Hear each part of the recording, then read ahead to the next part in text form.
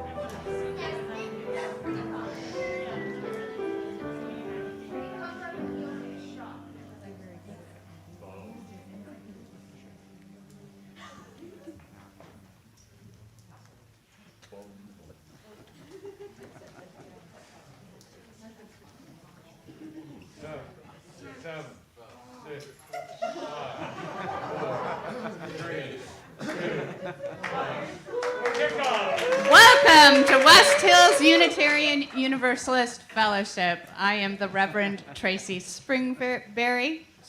I do know my name. My pronouns are she and her, and it is my pleasure to serve this joyful congregation. It's fun to see everybody dressed so festively this morning, and our church festive and bright for the holidays. This is one of our first Christmas holiday winter celebration services. We have several over the next week. We have a Darkest Night service this Tuesday. If this is a hard season for you and you have sorrow or you just want some silence away from the jangledness of the service, or you don't really like the holidays at all, and it's a good service for you. And next week we're having a multi-generational Hanukkah service. It's going to have a Hanukkah story throughout, and it's super really fun. So I really hope everyone will come. And afterwards we're going to play dreidel and eat treats. So I just want to let you know that you are all welcome here. You're welcome whether you're feeling joyful with the holidays or you have sorrow in your heart. You're welcome whether you have many moments of silence and presence in your days, or if your days are just rushed and full and you end up at the end of the day exhausted. Because each and every one of you is welcome here, no matter who you are, because you are a beloved child of the universe. And I would like you to take a moment to greet people around you, particularly say hi to people you've never met before. Just say good morning, happy holidays.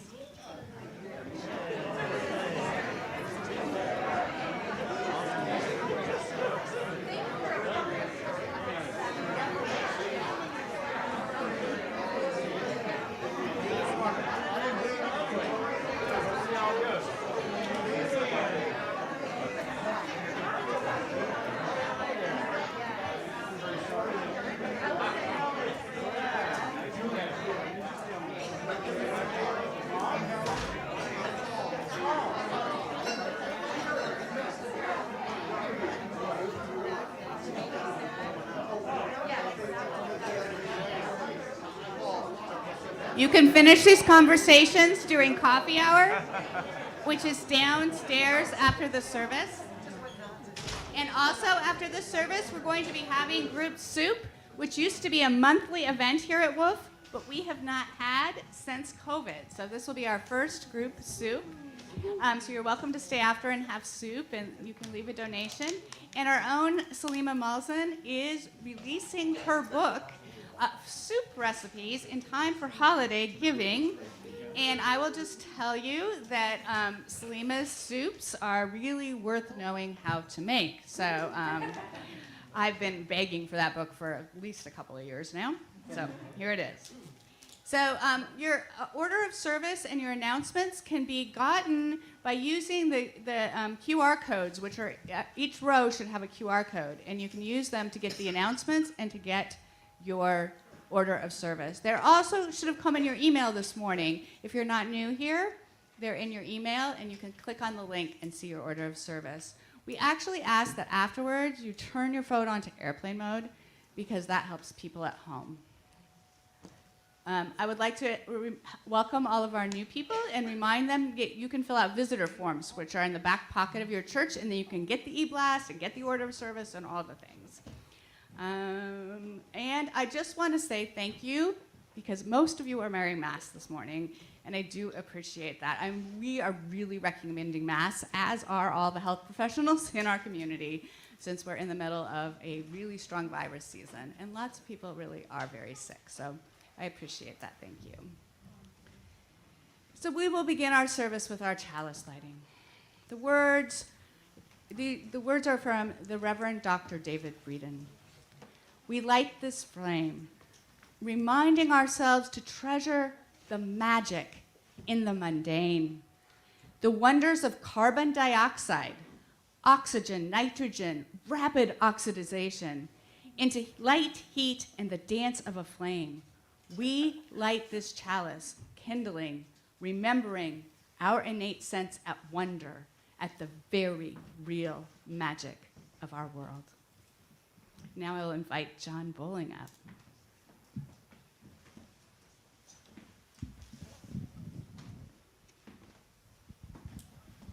Good morning, everyone.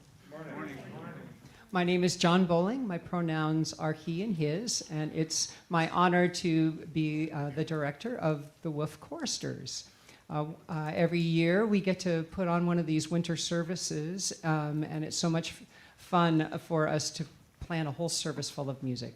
So this year, around the monthly theme of wonder, we've chosen music to hopefully fill that call, and sprinkling in a little bit of tradition, lots of nature, lots of attention to the changing seasons, and a little humor and surprises in there, as well as some deeper time for reflection and gratitude.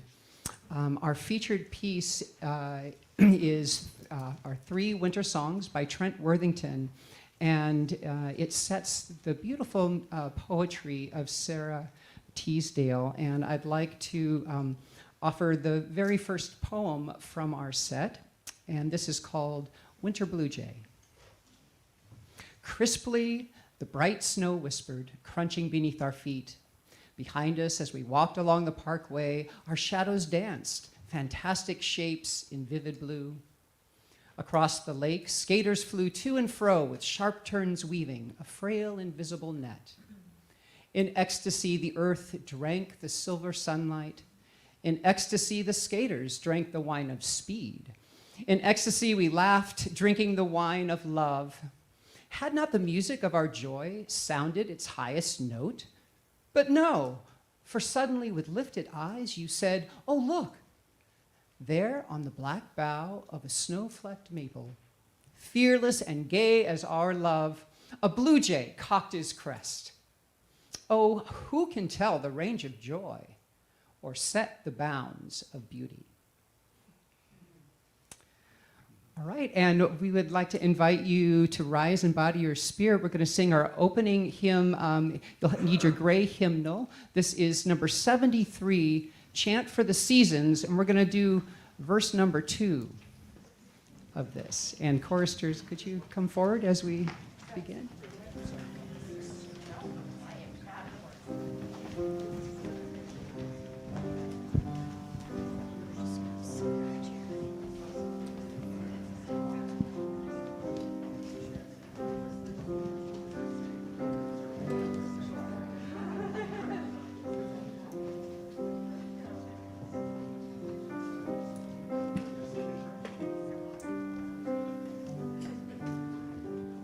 Going to start now. Here we go. Verse number 2.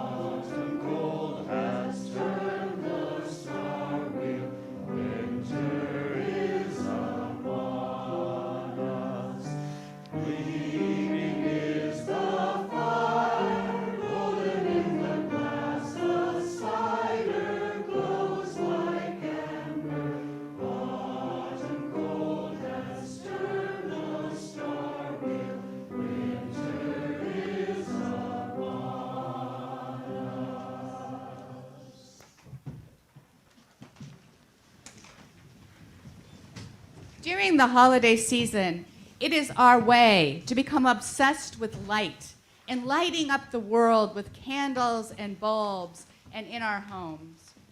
We talk about light as metaphor for hope and the spark of the divine in each of us.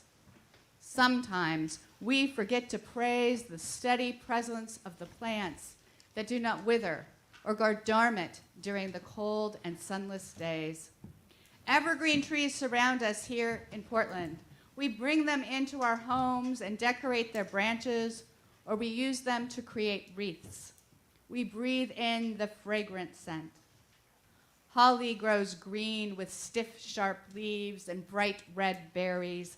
Ivy winds across the landscape in piles of shiny, waxy leaves, taking over, grabbing, strangling, indestructible. Holly and ivy have been used as winter decorations for centuries in Europe. In Celtic mythologies, Holly was the winter king who fought each year his twin brother, the oak king, for dominance. He prevailed from the autumn equinox through the spring equinox and was at the height of his power in the winter solstice. Holly was the king and ivy was his queen. Ivy represented immortality and resurrection. In nature, ivy often curls itself within and around holly, and they were associated with love and romance. When the Celts decorated, they often used them together. There was a tradition in some places that whether holly or ivy came into the house first would determine if men, holly, or women, ivy, would dominate the home in the coming year. The colonizers brought ivy to the Pacific Northwest from Europe. They planted it in this foreign soil, and we've learned why it is a symbol of immortality and resurrection.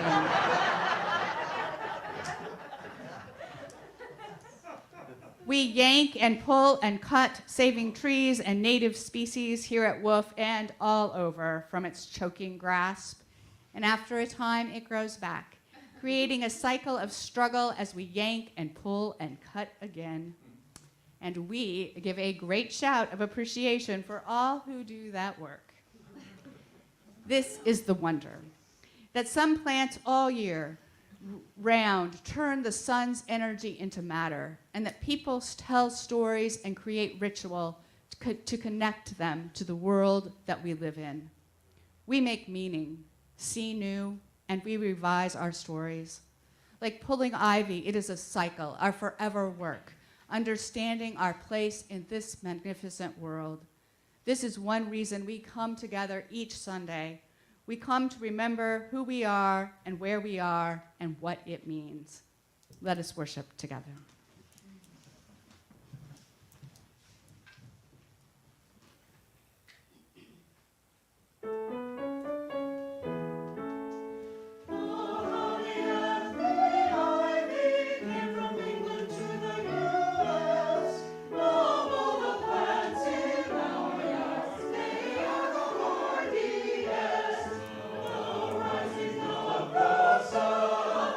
The running of the deer.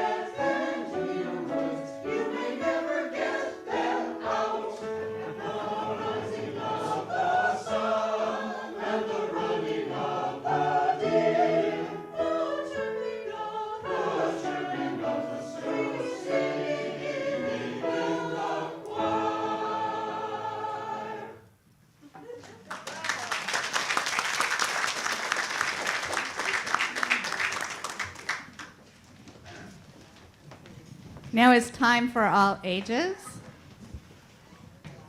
We don't have a lot of room for children to come to the front, so today we will just ask you to stay in your chairs.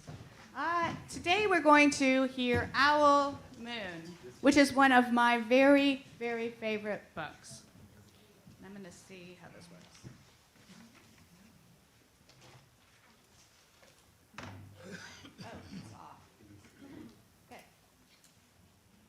It was late one winter night, long past my bedtime, when Pa and I went owling.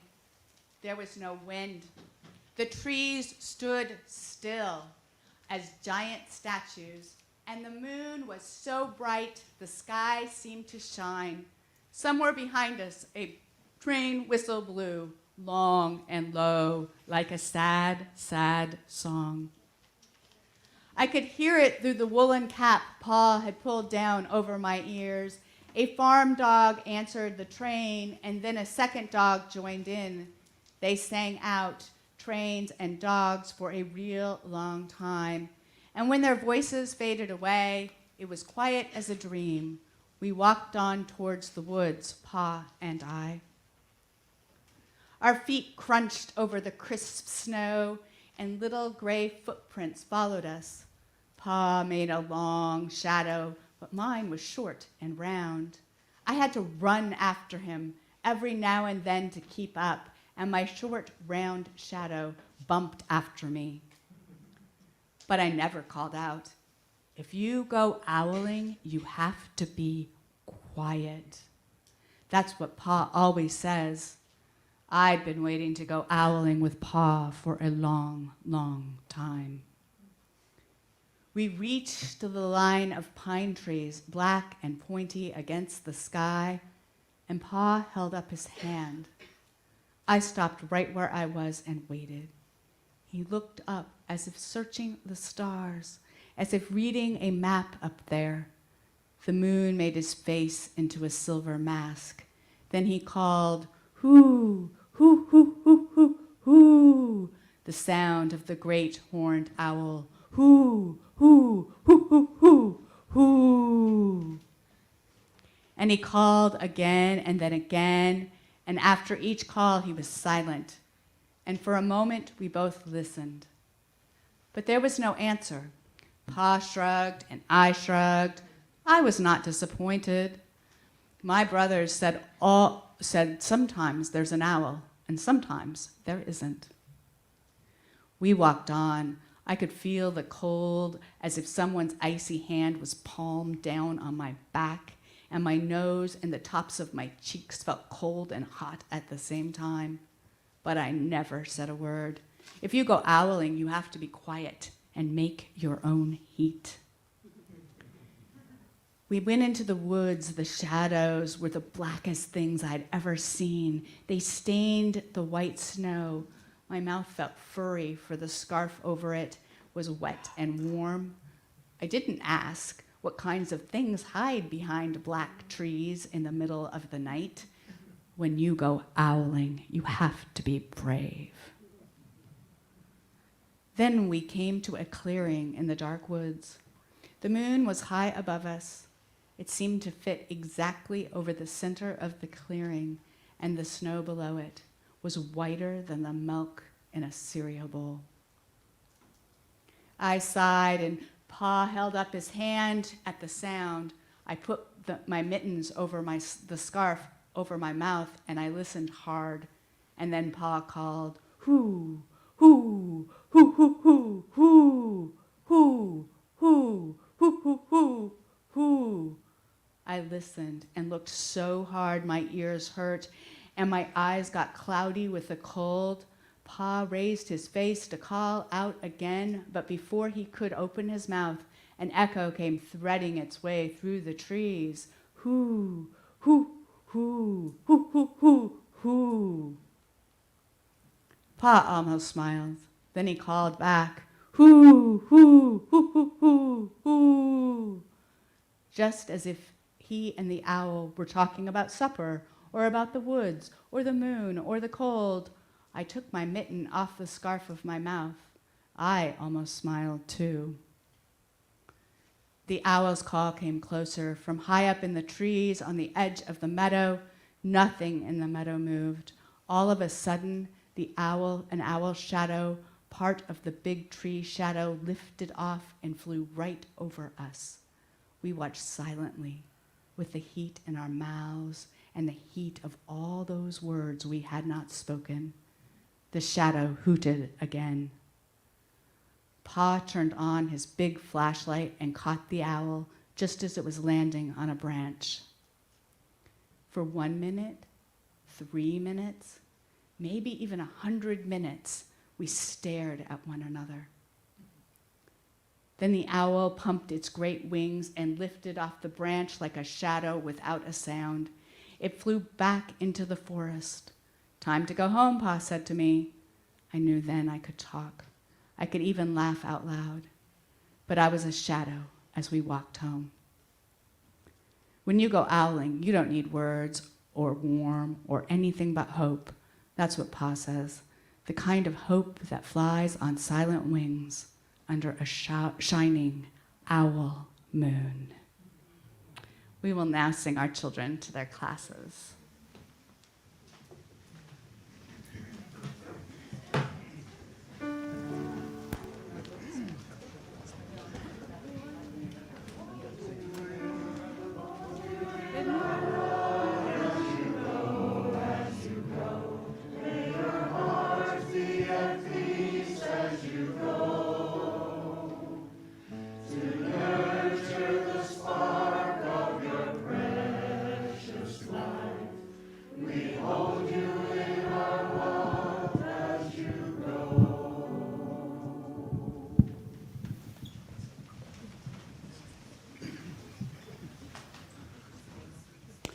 Good morning, I'm Brad Hewitt. My pronouns are he and him, and I am delighted to be with you this morning.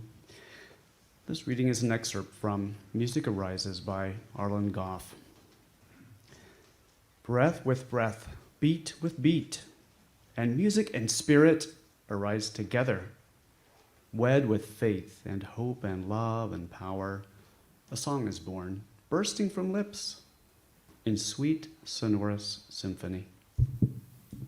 As we experience the musical gifts our choristers share with us today, I'd like to also say thank you.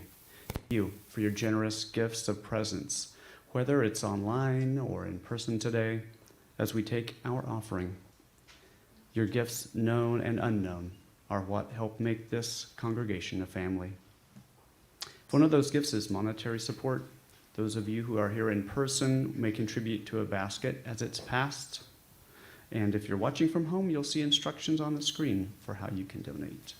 Just a note that we'll enjoy a longer period of music today from Ben, so enjoy.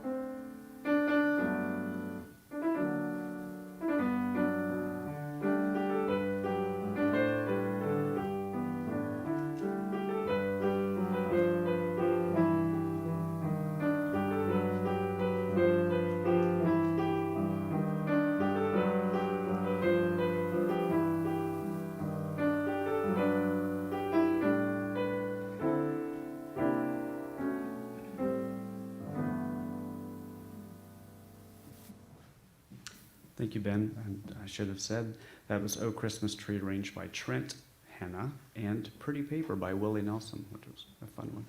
It's our first Willie song we've had in a while. It's awesome. Thank you.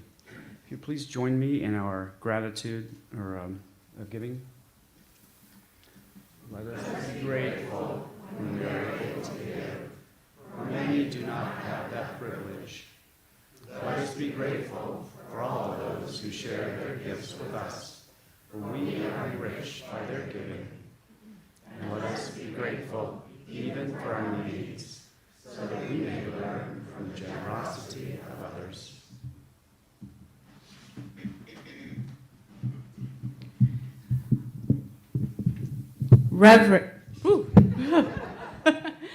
Reverence is grounded in gratitude. When we are grateful, we remember how utterly dependent we are on the rest of existence. Let us notice now what we are grateful for in our own lives. Maybe think of something you've never thought of before to be grateful for, like the dyes in your clothes. We have so many beautiful red clothes here today. Perhaps the glass in the windows, or breathing, or good work to do. So take a moment and consider what you're grateful to. You can call them out, or tell them to a neighbor, or put them in the chat, or text someone, or just tell it to yourself.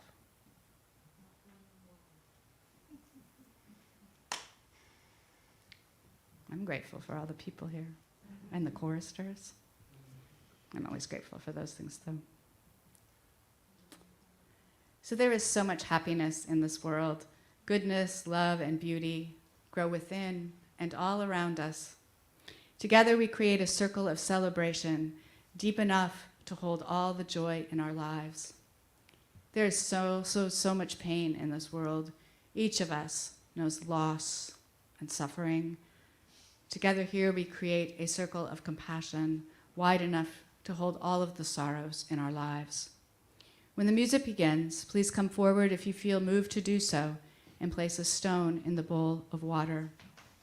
The water is the community of compassion that bears all sorrows. The water is the community of celebration that shares all joys. And we ask that you come up this aisle and down this aisle and then return to your seat. Thank you.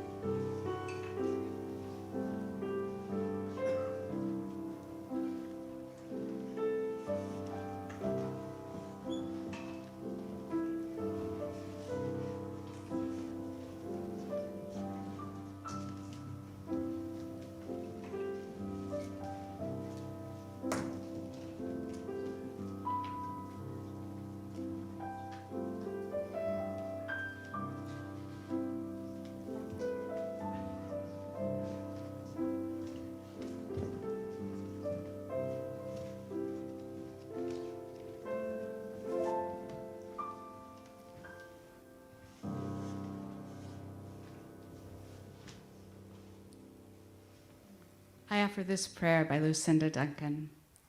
God of life and beauty, we pray for the quietness of snowflakes, knowing that love is quiet.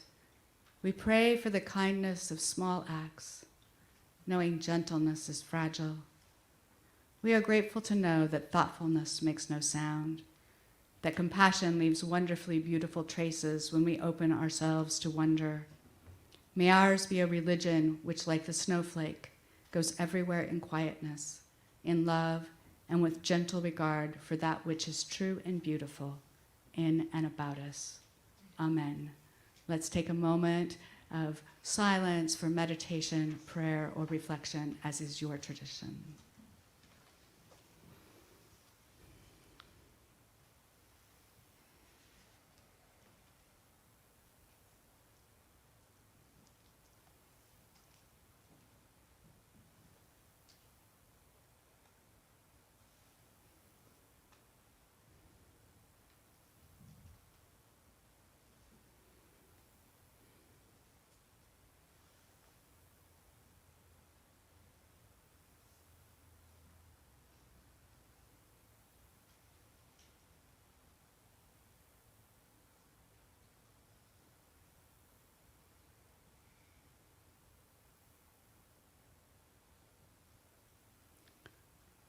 You may stay in your seats, and we will come out with the first verse of Come Sing a Song With Me. The words are on the screen.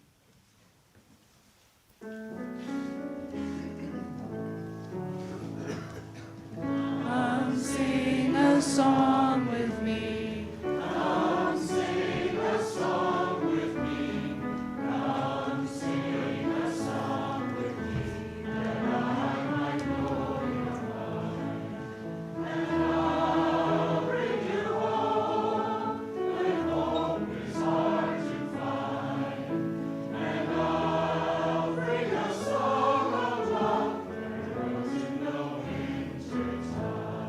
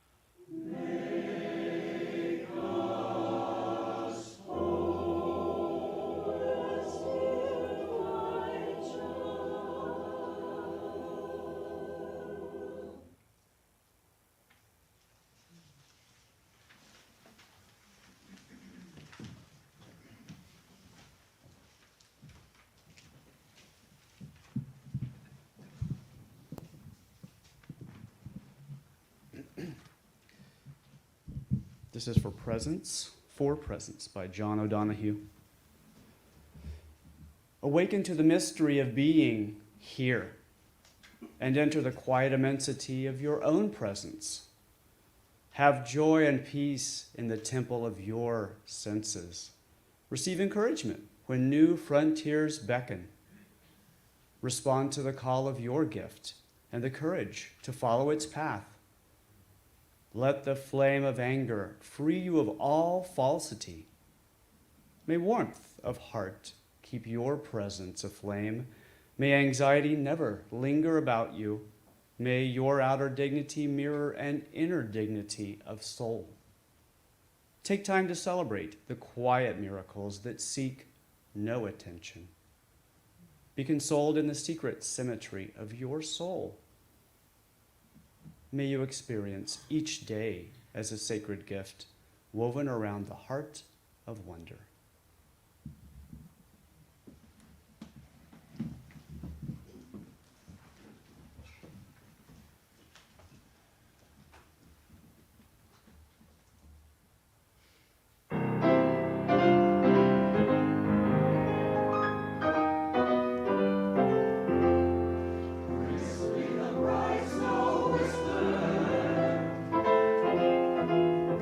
Crunching beneath our feet.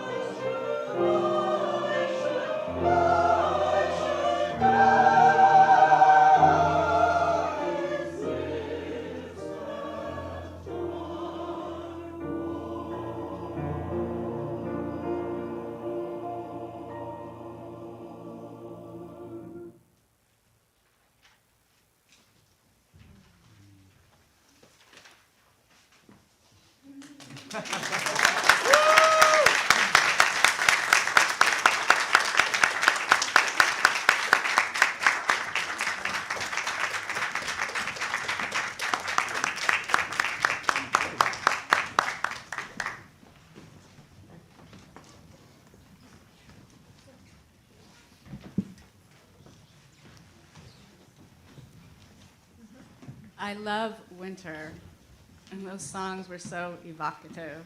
I'm so thankful, thank you. I really love the crisp, cold, snowy winter, particularly. These were the winters of my childhood in Spokane, Washington, where the snow came early in December and stayed until March. I like the coldness on my cheeks and the invigoration of icy air. I love to ski and sled and get warm in my winter clothes while the tip of my nose gets numb with cold. I was in Spokane for Thanksgiving this year, and snow graced the yards and the trees. Walking was glorious. It was much colder than it had been here in Portland, where it was in the 40s and windy. You might remember that weather. But it felt so much warmer there. Somehow that crisp, dry cold settles on your skin while Portland cold settles in your bones. Most of my adulthood, snow hasn't lasted long in Spokane. It is a few-day phenomena, and then the mercury rises in the thermometer to the mid-30s. Rain comes like some unwelcome guest from Seattle. And while I love winter, I feel real misery when there is rain at 36 degrees, especially if it's raining on snow and freezing at night. And this has been climate change's gift to Spokane. So at Thanksgiving, I enjoyed those fleeting days of precious snowy winter, letting my feet crunch on that crisp snow and my eyes feast on the beauty of that sugary white frosting everything, and letting the miracle of it all just settle in me. Because all we ever have is beauty and love in this particular moment. Owl Moon is one of my favorite books. I fell in love with it well before I had children. I have no idea how it came into my life, but I was so enamored that when I was like 22 years old, I read it aloud to the college freshman English class I was teaching as their end of semester gift. And I don't think they took it as a gift. I think they took it as a confirmation that I was utterly weird. But I have continued to love it. The language and the rhythm and the pictures are all so beautiful. But what I love the most is the sense of silence and presence. Everything is absolutely still. No wind. Only the girl and her father moving as quietly as they can, listening in the cold night. To be silent, still, and present, with time and energy, throbbing with depth and meaning. Even as a young person, I yearned for these moments. I was unchurched and unschooled in spirituality or religious practice. I had no language to talk about the feeling I got in moments such as those described in the book. Today, I would say that such moments feed my being. But what to call those moments is still unclear. We don't have good language for such experience as humans. I mean, I like the word holy myself. You call it transcending mystery and wonder, which I also love. Some call it God. For others, just stillness and silence are good enough words. But none of these words or phrases really express the depth of feeling and wonder in those moments and how they can ground us and hold us and open our hearts. The poet Sara Teasdale wrote the lyrics of the songs that the choristers just sang, and often it is the poet or the musician who offers us glimpses into transcending mystery and wonder. Tisdale's words, set to music and so beautifully sang for us, can call us into such a presence. She notices the world and the ecstasy of it all, asking who can tell the range of joy or set the bounds of beauty. The cold of night in the second piece opens her heart to the suffering of others, creating an empathetic presence, a presence of love and of care. In the third piece, the snow releases her imagination and she flows into the presence of delight. The cold dark of the winter months seem to have a quality that can open us to that still, silent presence. Maybe the cold and dark tend to still us, calling us toward reflection. But the call is not always enough to experience such things. We have to allow that call to open us. We have to attend in ways that allow us to hear and respond to that call. And sometimes structure helps.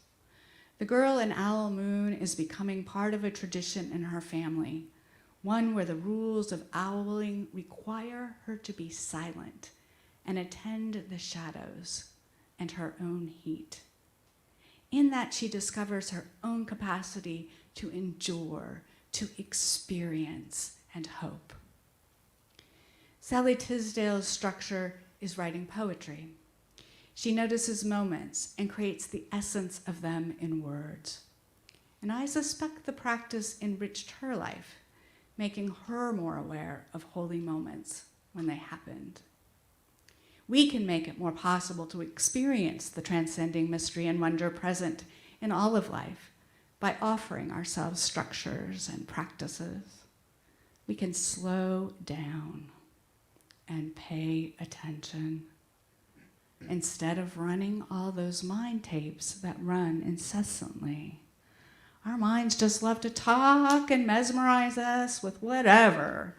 I've learned over years of meditation that my mind is really set on making plans for things. Or there's another track which reprimands me for not being perfect. No, those are not the most inspiring ways to live a life. Mindfulness and meditation are practices widely used to help people claim space from our chattering minds and allow us to be present and pay attention. But there's so many other practices that can help. Practicing gratitude, creating art, singing music, making music, listening, gardening, skiing. There's so many ways to focus our attention on what is and what is beautiful and wondrous. When we are rapt, we become open to the holy, and it is more likely to wash through us, connecting us to who knows what, bringing us alive and filling us with the capacity to love this life. The holidays this season, at its very best, reminds us to pay attention to what is good in other human beings and on this earth that we share. They remind us that love is on the way, that love is here. So let's look for it. Let us stand and sing number 226 in your hymnals, People Look East. And I apologize to the people at home. We don't have words today, but try to sing along. Thank you.